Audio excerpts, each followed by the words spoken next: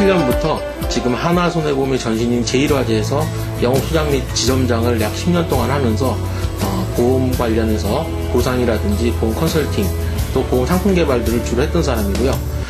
제가 보험 영업소장을 10년 동안 하면서 느꼈던 게 이 보험회사는 고객 편보다는 보험회사나 또는 설계사 위주로 영업을 많이 하기 때문에 소비자 편에서 누군가 좀 편을 들어줄 사람이 필요하지 않을까 하는 고민을 많이 했고요. 입사 한 2년 정도 됐을 때부터 영업소장 10년만 딱 하고 나가서 한번 그런 일을 해보자 라는 생각을 해왔어요. 지금 보험자산 컨설팅 연구소라는 자그마한 회사를 차려서 무료 보험 상담이나 보험으로 또 피해보는 분들, 고민하는 분들 위해서 무료 상담을 진행해오고 있습니다. 오아시스에서도 제가 그런 질문을 많이 받는데 가장 좋은 방법은 무조건 절약하고 무조건 저축하는 겁니다. 솔직히 많은 분들이 그래 너무 뻔한 대답 아니냐, 근데 이제 이렇게 보시면 됩니다. 제가 좀 살이 좀 많이 쪄있는 편인데요, 살 빼는 방법 딱 한 가지입니다. 식단 조절하고 운동 열심히 꾸준히 하면 살 뺄 수 있죠. 근데 우린 그걸 못하죠.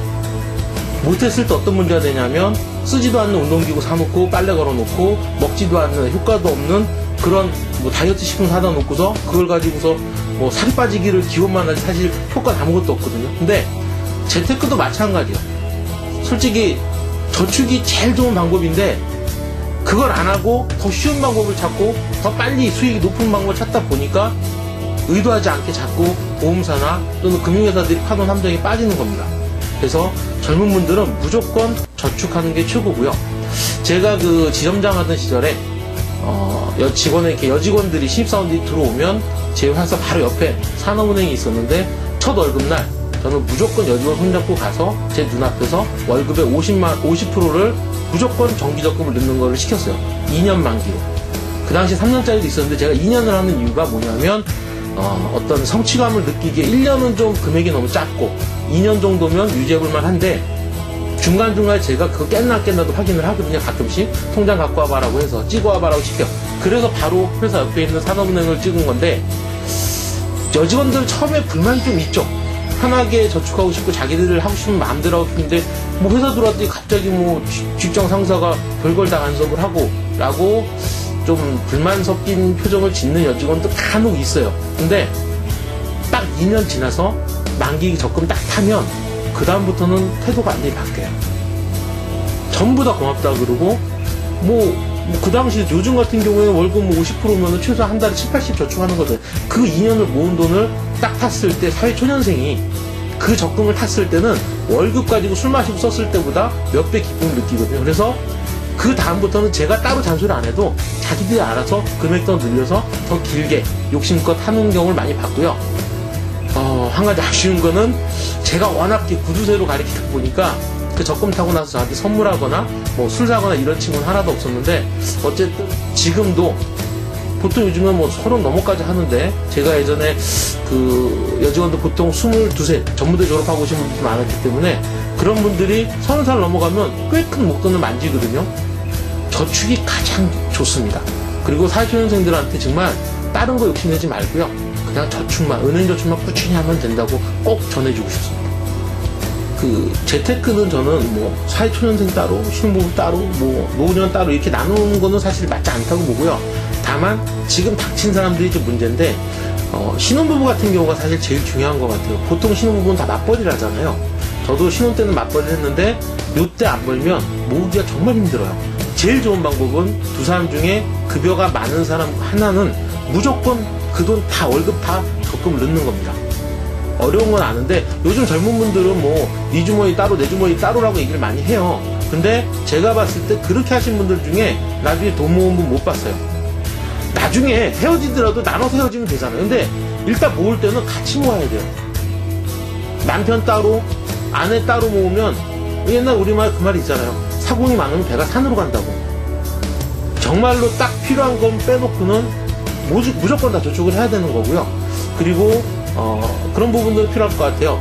딱 내 용돈 얼마, 와이프 용돈 얼마 이렇게 정해놓고 그 용돈 한도 내에서만큼만 그 용돈을 자기들이 잘 타협을 해서 어느 정도 손에서 그 용돈 한도 내에서만 각자 자기 주머니 차고 내가 이달에 그 용돈을 좀 오버해서 썼으면 당당하게 와이프한테 빌리고 다음 달에 이자 붙여서 갚고 그 정도 선에서만 딴 주머니를 차야지, 완전히 무슨 독립제라 그래가지고서 주머니 완전히 따로 차면, 사실 남자들 같은 경우에 특히 남자들은 사고를 쳐요. 그래서 무조건 하나는 무조건 다 그냥 바로 적금으로 다 빠져나가게 하고, 나머지 갖고 생활비하고 보험 넣고 뭐 하고 용돈 나눠 쓰는 그런 방법이 가장 좋고요. 그 다음에 이제 나중에 아기가 생기면 그때는 방법이 없어요. 솔직히 계속 맞벌이를 하면 좋은데, 맞벌이 안 됐을 때를 대비해서 지금 한 표도 더 빨리 저축을 해야 되는 겁니다. 안 그래도 오아시스에서 그 질문이 한번 올라왔던 것 같아요. 그래서 사실 노후 준비 때문에 요새 좀 고민이 많고, 사실 오늘도 답변 중에 제일 긴 부분이 노후 준비인데, 이 노후 준비라는 거를 따로 한다는 생각을 하시면 절대 안 돼요. 아까 처음 하도에도 말씀드렸지만 사회초년생, 신혼, 중장년, 노후는 다 한 선이고, 제가 그런 얘기 많이 하거든요. 오늘 스타벅스 커피 한 잔 안 마시고 대신에 그 5,000원을 갖다가 돼지공세 넘으면 그게 노후 준비라고 얘기를 해요. 사실 우리 부모님들은 노후 준비를 안 했다는 신문기사 많이 나오잖아요. 지금 개인연금 가입자가 20%밖에 안 된다는 도 신문에서 떠들어대고, 우리 부모님들이 노후 준비를 안 하실 거 절대 아니거든요. 했는데 방법이 다를 뿐이고, 그 방법을 지금 인터넷 매체나 뉴스나 신문이나 금융사에서 그 방법을 인정을 안 하는 것 뿐이에요. 왜 안 하는지를 봐야 돼요. 지금 노후 준비를 떠들어대는 사람들, 신문 뉴스를 봐도 기자가 생각해서 쓴 것들이 아니라 보험사나 증권사나 투신사에서 흘려준 정보 가지고 짜집게 해서 기사를 내거든요. 노후 준비 안 하면 큰일 나는 거죠. 그럼 노후 준비 어떻게 해야 되느냐? 신문 뉴스 잘 보세요. 연금 가입하고 장기 무슨 펀드에다가 별의별 거 다 만들어 놨는데, 한 가지 정말로 오늘 이 방송 보시는, 이 인터뷰 보시는 분들이 딱 하나만 기억하시면 될 게, 금융회사는 절대로 고객 편이 아닙니다. 절대 소비자 편이 아니에요. 그 비싼 월급 줘가면서 박사, 석사 해외에서 공부하는 사람들 데려다가 그 사람들이 만드는 상품은 고객 주머니를 불리려는 상품을 만드는 게 아니고, 소비자 주머니에서 돈을 빼서 자기들 주머니를 불릴 상품을 만드는 겁니다. 그래서 노후 준비가 가장 맛있는 먹잇감이 되는 거예요. 누구나 다 마찬가지죠. 노후 준비했어요? 안 했지. 노후 준비라는 걸 생각해 본 적이 없으니까. 은행에 저축 10억 해놓고 집 있는 사람이 노후 준비를 안 한 거예요? 연금 하나도 가입 안 했는데? 그 사람은 그렇게 얘기를 해요. 노후 준비 안 됐다, 연금 가입자 20%밖에 안 된다, 나머지 10, 80%는 그지냐는 말이죠. 기본적으로 집들 다 있어요. 그리고 은행에 저축들 하고 계시고, 다만 그렇게 하면 보험사가 먹고 살 게 없잖아요. 증권사가 먹고 살 게 없잖아요. 저는 그런 얘기를 많이 합니다. 옛날에 금강산 댐, 평화의 댐 이런 얘기 많이 들었어요. 괜히 겁을 주는 거예요. 있지도 않은 것 같고 없진 않겠죠. 근데 크게 겁을 줘야 사람들이 우리가 원하는 쪽으로 움직이니까. 그래서 저는 노후 준비는 따로 생각하시면 안 된다고 봐요. 오히려 저는 무슨 보험사라든지 이런 데서 파는 연금 상품들 있죠. 저는 웬만하면 가입하지 말라 그래요. 오히려 연금 가입하면 고객분들이 착각하는 게, 어제도 제가 그런 통화로 한참 고객하고 싸웠는데, 연금 가입하지 말라 그랬더니 그 좋은 거 왜 가입 안 하냐고. 뭐가 좋은데요? 물어보니까 은행보다 이율도 높고, 그 다음에 복리고, 그렇게 좋은 게 어딨냐는 거예요. 근데 착각을 하는 게 뭐냐면, 보험 상품이 은행보다 이율이 높다라는 건 굉장히 큰 잘못된 생각이에요. 우리가 은행에다가 100만원 저축을 하면 은행은 100만원에다가 3% 이자를 붙여줘요. 1년 있다 돌려줍니다. 그 복리는 뭐냐? 그거를 다시 원리금을 넣으면 복리가 되는 거예요. 보험회사 복리가 별다른 게 아닙니다. 그냥 원리금을 다시 재투자하면 그게 복리인 거예요. 그러니까 은행에도 복리를 할 수 있어요. 1년 만기 타서 다시 1년 넣으면 돼요. 어쨌든 은행에다 넣는 100만원은 내 100만원에다가 플러스 3% 이자를 주는 거예요. 보험회사는 어떻게 하냐면 100만원 저축을 하면 사업비를 먼저 10%에서 15%를 뗍니다. 그럼 얼마예요? 내가 낸 돈 90만원만 적립을 해주는 겁니다. 나머지 10%는 사업비하고 영업사원 수수료를 주고, 그러면 그 90만 원에 대해서 은행 이자보다 높은 5% 이자를 준단 말이에요. 그게 은행 거보다 좋겠어요? 절대 좋을 수가 없어요. 보험 상품은 다 그래요. 제가 17년째 보험으로 먹고 살고 있지만, 제가 고객들한테 원하는 원칙 딱 한 가지. 절대로 보험회사에다가 적립보험료는 맡기지 마라. 그 적립보험료에서 사업비를 다 떼거든요. 예전에 한때 하나손해보험에서는 적립보험료에 사업비를 안 매긴 적이 있었어요. 그 상품을 영업사원들이 안 팔아요. 도움이 안 되니까. 적립보험료에서부터 다 사업비를 떼니까 모든 것들이 그래서 보험도 망명의평 있고 소멸성 있잖아요. 망명의평이라는 거는 보장성 보험료는 똑같은데 거기에 추가로 적립보험료를 더 냈다는 얘기예요. 그럼 이 적립보험료는 뭐냐? 아까 말한 대로 여기서 15% 사업비 떼고 나머지만 3, 4% 이자를 주는 거니까 차라리 은행에다 넣는 게 낫죠. 연금 상품이 그게 문제입니다. 연금 상품. 왜? 보험회사 외에는 연금처럼 긴 상품 파는 금융회사가 없어요. 은행에서는 연금 안 팔아요. 은행에서는 보험회사 연금보험 갖다가 방카슈랑스로 파는 거지 자기네 자체 상품 판매하지 않아요. 결국은 연금은 다 보험 거거든요. 이제 한 가지 여기서 주의할 거는 연금 저축보험이라고 해서 가입하셨을 것 같은데 연간 납입금액 400만 원까지 전액 다 소득공제가 되는 그런 상품이 있어요. 굉장히 좋죠. 근데 그것도 연봉이 최소한 5천만 원 넘는 분들이나 조금 혜택이 있는 거고, 보통 보험사에서 나온 거 보면 뭐 400만 원에 대해서 보통 1000만 원 이하 세율이 뭐 6.5 전액다. 뭐 1000만 원 이상 4천만 원 이하인 경우에는 세율이 16.5%다. 전액이 400만 원에 전체 16.5% 다 소득공제가 돼서 그만큼 그대로 돌려받는 것 좀 착각하게 만드는데 절대 그렇지 않아요.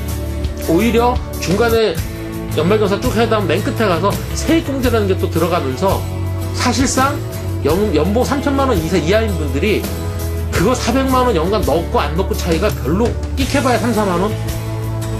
근데 해약을 했을 때는 디메리트가 엄청나게 크거든요. 중간에 뭐 5년 이내 같은 경우에는 가산세까지 물어야 되고 5년이 지나서도 일단 보험은 해약하면 손해예요. 거기다가 정부에서 또 지금까지 뭐 소득공제 받았던 거 추징세 물고 해약했을 때 엄청나거든요. 근데 연금저축은 일단 가입을 하면 최소한 55세부터 60세까지 5년 동안 나눠서 받아야 돼요. 그전에는 무조건 다 해약이에요. 그러면 60세 전에는 차지 방법이 없어요. 그렇게 장기간 드는 거를 그렇게 쉽게 가입하시면 안 돼요. 소득공제 얼마나 받겠다고. 그래서 적어도 연봉이 4,500에서 5천만 원 넘는 분들 한해서만, 그것도 거의 욕심내서 400만 원 꽉꽉 채우려고 하지 말고 그냥 20만 원에서 30만 원 여유 되는 선에서만. 제가 이제 걱정되는 게 이게 왜 하냐면, 이번에 그 연말정산 해보신 분들 깜짝 놀라셨을 텐데, 그 오히려 추징 나가신 분들이 굉장히 많아요. 그 원천징수 기준이 바뀌었기 때문에 뭐 세율이 많이 올라갔다는 게 아니라, 옛날에는 원천징수를 10%하고 5% 돌렸다면 지금은 5%를 지급하고 안 돌려주는 거거든요. 근데 그 충격이 크다 보니까 소득공제 때문에 사람들이 요새 연금저축 많이 물어봐요. 특히 젊은 분들, 연봉 3천 이하이신 분들은 뭐 소득공제 받을 게 없으니까 세금 추징 많이 당할 거 아니에요. 그러면 생각나는 게 연금저축. 전화 오면 그래, 저는 가입하지 말라고. 비교해보는 사이트 보면 다 비교하는 거 있잖아요. 계산해보면 알아요. 그거 내가 400만 넣었을 때 얼마를 혜택을 받을 수 있는지. 그런 부분들을 노후 준비할 때 좀 잘 생각을 하셔서, 지금 누가 뭐래도 저축, 은행저축이 제일 좋습니다. 뭐 제가 보험회사 근무하고 보험 영업하는 사람인데 계속 은행 상품을 막 찬양하다시피 하는데, 이유는 딱 하나예요. 은행 상품은 예측이 가능하고 소비자를 속일 수가 없으니까, 뒤통수를 때릴 수가 없어요. 그래서 노후 준비도 일단 저축을 최우선으로, 그리고 그 다음에 조금 여유가 남는 분들은 투자 상품을 좀 고민하는 걸로 그렇게 하시는 게 제일 좋을 것 같아요. 예, 이제 제 전공이 보험인데 오늘 답변은 보험이 아마 제일 짧을 것 같아요. 보험은 요즘에는 뭐 따로따로 가입할 필요는 절대 없고요. 종합보험으로 하나만 가입하시면 됩니다. 그리고 이걸 보는 분들이 어떻게 생각할지 모르겠지만 저는 손해보험 상품 하나면 된다고 봐요. 생명보험 상품을 가입하면 손해보험을 또 가입을 해야 되고 요즘에 생명보험 상품이 더 비싸요. 그 흔한 실손의료비도 생명보험이 약 30% 더 비싸거든요. 그래서 굳이 생명보험 상품을 이제는 판매할 이유가 없고 저 역시도 생명보험사 다 거래를 했었는데 한 5년 전에 생명보험사하고 거래가 다 끊겼어요. 왜냐하면 팔 상품이 없으니까. 지금은 손해보험사 상품 하나면 딱 되고요. 상품은 그거 하나면 되고 거기에 어떤 특약을 넣느냐는 딱 정해져 있습니다. 제일 중요한 게 암진단비라고 하죠. 그 다음이 실손의료비. 실손의료비 다 가입하고 계시죠? 그 다음에 뇌졸중 급성 신경경색 진단비. 여기 요새 많이 발병하고 있는데 이게 기본이고요. 가입 금액 얼마 가입하는지는 각자의 소득에 맞춰서 조정을 하셔야 돼요. 그 부분은 전문가의 터치를 좀 받으셔야 되고요. 그 다음에 이제 중요한 게 아주 제한적으로 부양 가족이 있는 가장에 한해서 남자건 여자건 상관없이 가족을 부양해 먹여야 되는 가장은 사망보험이 필요합니다. 0순위예요. 아까 1순위가 암이라 그랬죠? 가장한테는 사망이 0순위입니다. 근데 사망보험은 굉장히 비싸요. 사망보험은 무조건 가입하는 게 아니고 사망보험 왜 가입해야 되는 생각해 보시면 가장이 돈을 벌어놓고 죽어야 되는데 못 벌어놓고 죽으니까 그러면 가장이 돈을 버는 기간까지만 가입하면 되는 거거든요. 우리가 필요자금이라 그러는데 보통 우리나라 60세 명태를 기준으로 보니까 60세 은퇴를 기준으로 가장의 소득 의무기간은 60세까지거든요. 그래서 사망보험도 60세까지만 보장을 하시면 돼요. 그러면 종신보험 1월 가입할 때 보험료가 25만원인데 60세까지만 사망을 끊어서 가입하면 보험료가 4만원, 5만원 밖에 안 됩니다. 그래서 사망은 60세까지만 그렇게만 가입하시면 충분하십니다. 보험은 그렇게만 딱 준비하시고 단 보장보다도 제일 중요한 거는 내 소득 대비 얼마를 가입하냐인데 보통은 10% 얘기 많이 나와요. 근데 미혼자는 5% 이하 그리고 결혼하신 분은 최대 10% 미만 단 아무리 소득이 많더라도 월 50만원 절대 넘으면 안 돼요. 월급이 1000만원, 2000만원이다 월 50만원만 보험 넣고 그리고 나머지는 저축하시고 단 소득이 이제 500 이하이신 분들 같은 경우는 무조건 10% 넘지 않게 권장은 8% 정도 선에서 권장을 많이 드립니다. 10% 이내면 미혼인분도 5%면 보장 충분히 넣을 수 있습니다. 물론 그런 분이 있죠. 한 달 소득이 120인데 4인 가족이에요. 어떻게 해요? 그런 분들 10만원만 가입하라 그럽니다. 특수한 경우니까 없으면 보험도 더 없게 가입을 해야 돼요. 꼭 필요한 것만. 그래서 중요한 거는 본인들이 내가 보험을 얼마에 가입할지 정해놓고 그 다음에 전문가를 찾는 거예요. 우리가 차 사러 갈 때 몇 cc 어떤 차종 고민 안 하고 그냥 차 사러 들어가는 사람 없잖아요. 그렇게 들어가면 우리 옛날 농담하듯이 마트스 사러 갔다 그랜저 물고 나온다는 얘기가 있듯이 마찬가지예요. 보험도 굉장히 무서운 겁니다. 10만원이면은요 보험료 10만원 우습게 하는데 보험료 10만원이면 1년이면 120이에요 10년이면 1200이고 20년 나이면 2400이거든요 원금만. 그 돌려받지도 못하고 8세까지 가면은 원금만 이자 붙이면 5천, 6천, 7천 막 올라가요. 엄청나게 큰 거를 우리는 10만원짜리로 착각을 하는 거예요. 2400만원짜리. 그래서 가입 보장도 중요한데 보험료는 제일 먼저 자기 소득에 맞춰서 딱 정해놓고 그 한도 내에서만 가입하는 게 가장 좋은 방법입니다. 지금은 어떤 재테크에 필요한 상품들이 너무 많아요. 그래서 오히려 고르는 게 너무 힘들어요. 근데 아까 잠깐 말씀드렸지만 그 상품들 중에서 정말 고객을 위한 상품이 몇 개 없어요. 절대 고객을 배신하지 않는 거는 은행 저축 상품.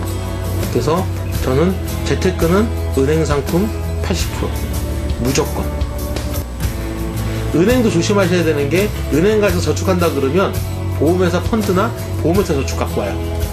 그거 말고 은행에서 직접 만든 은행 상품으로 저축하는 게 가장 좋습니다. 그리고 나머지 1, 20%는 투자는 해야 돼요. 요새 금리가 없다 보니까 그 금리를 메꾸기 위해서 욕심내시는 분들이 많이 있는데, 저는 사실은 잘 모르면 그냥 은행에다 100% 하라 그래요. 괜히 욕심내지 말고. 그리고 은행이자 1% 그거 더 받으려고 하지 말고, 스타벅스 커피 끊고, 와인 끊고, 담배 끊고 해보세요. 한 달에 20만 원이 늘어나요. 제가 그랬거든요. 줄이는 게 중요하지 이자 1%는 아무 소용이 없어요. 요즘에 그 이자 1% 더 받겠다고 저축은행에다 돈 집어넣어가지고 손해보신 분들, 뭐 마음 상하신 분들 많잖아요. 보험도 마찬가지예요. 보험에서 1, 2% 더 준다고 혹 해가지고 막상 가입하면 그거 몇십 년 묶이는 거예요. 그것도 모르고. 그래서 제가 원칙 한 가지만 딱 정해드립니다. 우리나라 금융회사는 은행, 보험, 증권, 투신사로 나눠져요. 왜 나눠졌을까? 보장은 보험회사에서 받고, 그러면 보험회사에서는 보장만 받으세요. 저축받을 생각하지 말고 보험회사는 보장만 하는 데예요. 여기는 다른 건 다 도움이 안 돼. 두 번째, 은행은 저축하는 데예요. 여기 가서 보험 들지 마요. 은행에서 보험 상품 갖다 팔아도 나중에 보상받을 도움을 못 받거든요. 하나도 몰라 얘들은. 그래서 은행은 저축용으로만 쓰시고, 투자나 어떤 이런 부분들을 하고 싶다? 그거는 투신사나 증권사를 찾아가세요. 보장은 보험회사에, 저축은 은행에, 투자는 증권 투신사에. 이 원칙을 잘 지키시고요. 이제 제일 젊은 분들이 관심 많은 게 투자예요. 투자, 간접투자, 직접투자 두 가지 나눠지거든요. 저는 둘 다 필요하다고 봐요. 저는 직접 투자를 직접 합니다. 주식해서 많이 깨먹었고요.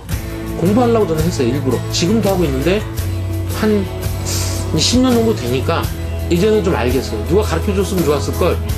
아무도 안 가르쳐주니까.